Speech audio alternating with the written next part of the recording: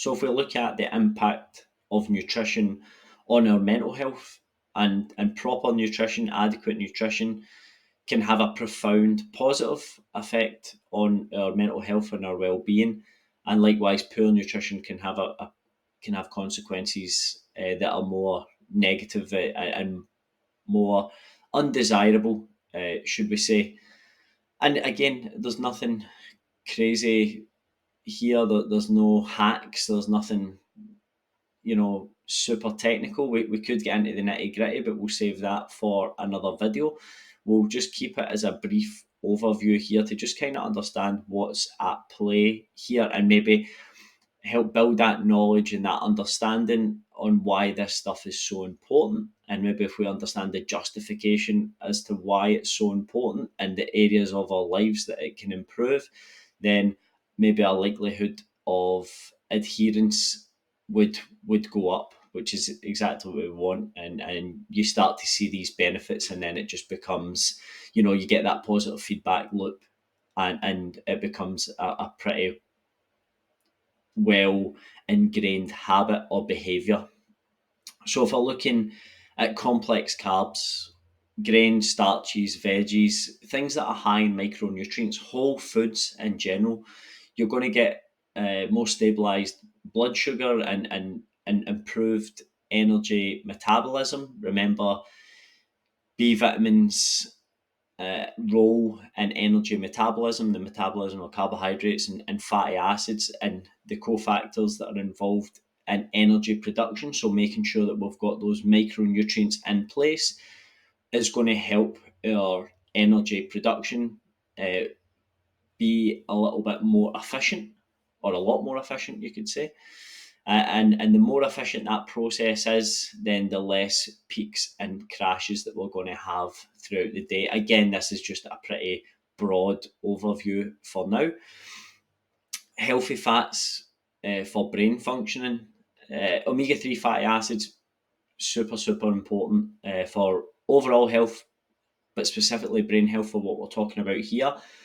There can be positive changes via the anti-inflammatory pathways and effects that we can get from the EPA content in fish oil, and the maintenance of the cell membrane integrity and fluidity.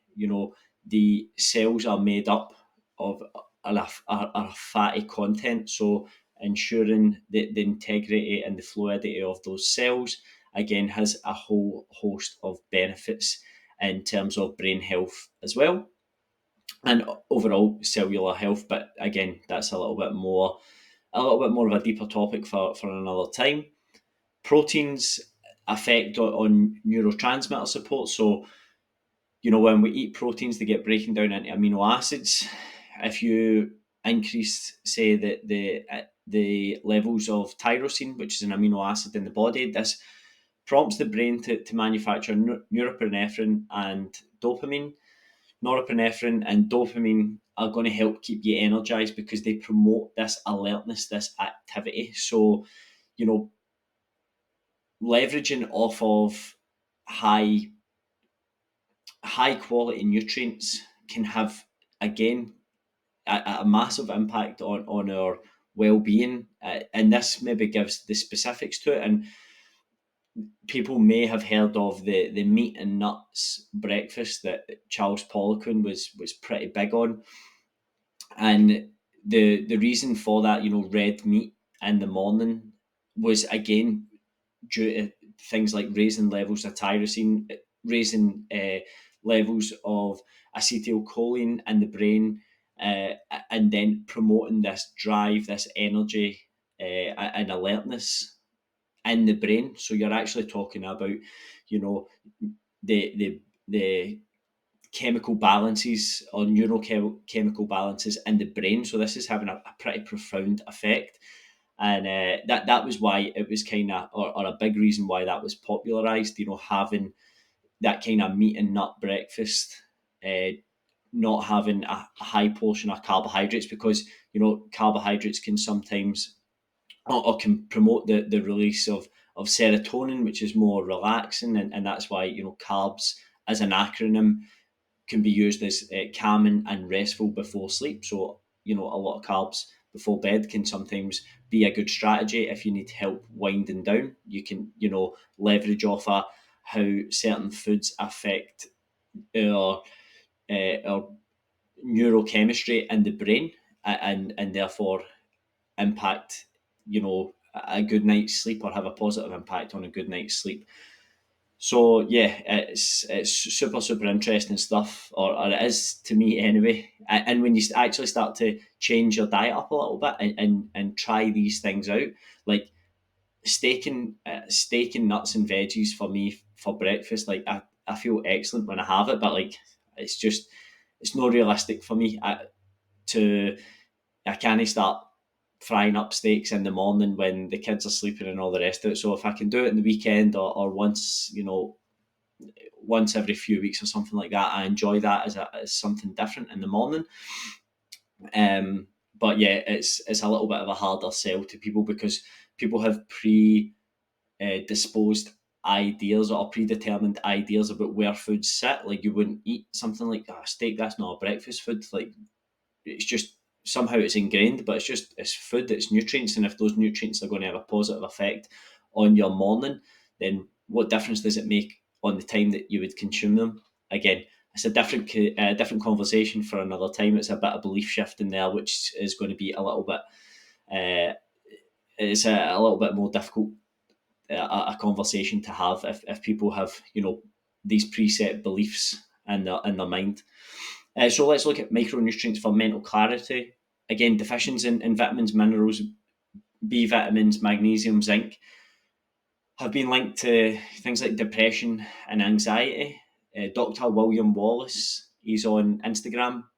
I don't know if I follow him because of some nostalgic Scottish reason, and his name's William Wallace, but he posts a ton of really, really cool studies and easy to digest content online on Instagram, and a lot of this stuff around, nutrition and its impact on, mental health, and some mental health disorders, and things like that. So it's really really interesting, the research that's coming out, or that I'm being exposed to. I don't know how recent this research is, but coming across this stuff more recently for me is really really interesting, and the effects that, making sure we've got the adequate micronutrients in place, and the support of, a positive, more positive mental health state, or well-being.